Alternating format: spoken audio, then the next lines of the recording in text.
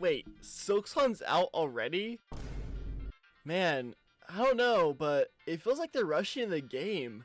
Oh, brother, this guy stinks! So Silksong is finally out, and that's something I never thought I'd be able to say. And today I just want to talk about it, my thoughts on the game, the characters, the world, and the amount of times I died to this stupid guy, and all the other stuff. I'll try to avoid spoilers for the most part, but that's naturally going to be a bit impossible for this game, since everything in this game is honestly worthy of being called a spoiler. And honestly, just go play the damn game, it's 20 bucks. So the game starts off and you're immediately introduced to Hornet's new moveset, which is like the Knights from Hollow Knight, but a little different. It's almost like they're different characters, wow. For one, Hornet can grapple onto things, but instead of a downward slash, she now has this stupid thing. She dives down and I don't really like it. It's really hard to get the hang of, but thankfully you can replace it later in the game with a downward pogo, just like the first game.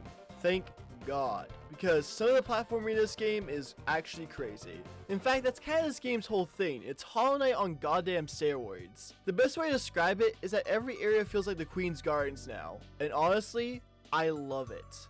I love the first Hollow Knight, but platforming was never really its strong suit. Only two areas in the entire game really used it, Queen's Gardens and White Palace, both those being optional endgame areas. Me, most side of platforming just didn't interest me. However, here, every level was so much more focused on it, with tricky jumps and even areas feeling straight out of the path of pain, in terms of how bullshit hard they can be. Another thing is the way harder enemies, holy crap. Not only do these guys take way longer to kill, but they also do way more damage, and are way more advanced in their attacks. I'm a bit mixed on enemies as a whole though. On one hand, I think they're really fun to deal with. They almost feel like mini-bosses, like the Soul Warrior in the first game. But on the other hand, you have to fight them non-stop and it can get a little old. But it's still fun for the most part.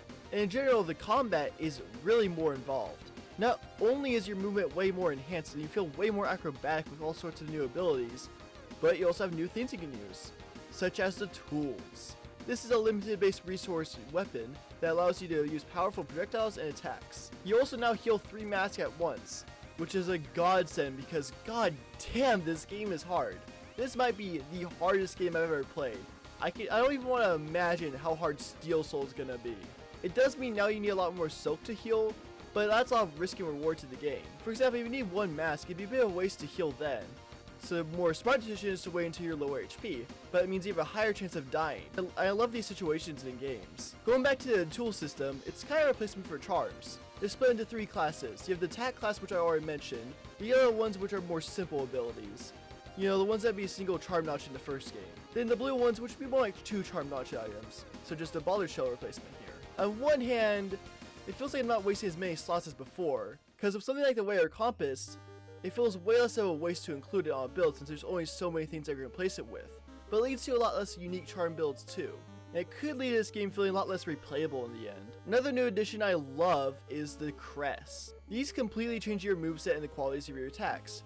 The one I found, for example, it gives you a downward pogo and is also slower but has higher damage. That means you can always customize how Hornet controls, making for a game that's fun for basically everyone. Now, with this moveset, let's talk about the ultimate test for this, the boss fights. They are pretty good. However, they kind of have a big problem. They are all super well designed for the most part, with tons of attack variety, and they look awesome. Heck, the very first boss is still pretty solid.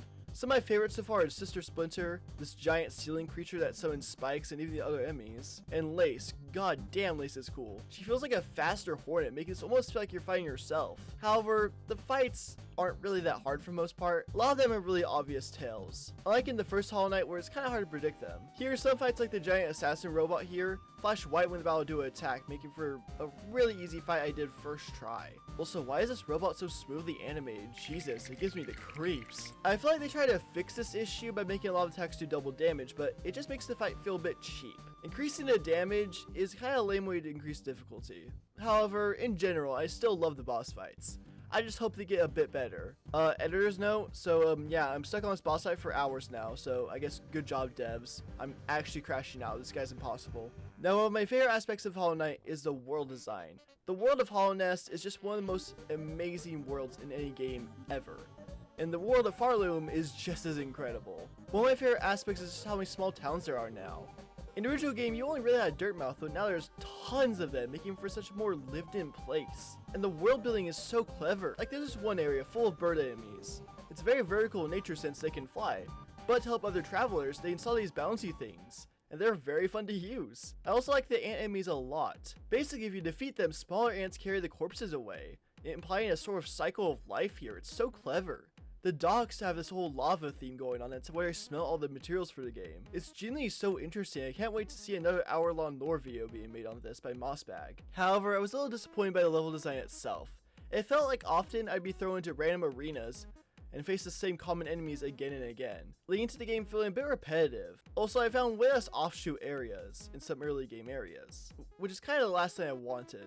Like, I would get to the end of an area and be like, okay, let's explore a bit more, but then I realized, oh, I've basically already seen everything here. The only extra places are places I can't go yet. Like in the first Hollow Knight, where there's so many different branching paths to even start off with. Thankfully, as the game goes on, it opens up a lot more, but it definitely has a slower start. Also, some areas feel like they lack a real purpose, like Sinner's Road and Warrior's March. Both these areas just don't feel too interesting to me.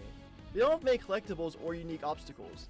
They more or less feel like areas that are just in between other areas. Also, sometimes the areas lacked a real kind of reward. Like I went to Sinner's Road, which led me to finding nothing, which really sucks because I hate these enemies so much. But even after all these complaints, yeah, Silksong was worth the wait. It's pretty much just Hollow Knight, but better. And Hollow Knight was already a 10 out of 10 game. So this means that basically I'm gonna fall in love with this game all over again, time and time again, as I play it throughout the next 7 years. Because you know, we're not getting another Team Cherry game for at least another 8 years, come on. Also, it's really funny that it crashed every single storefront, peak game right here. Anyways, I want to predict the next Hollow Knight game.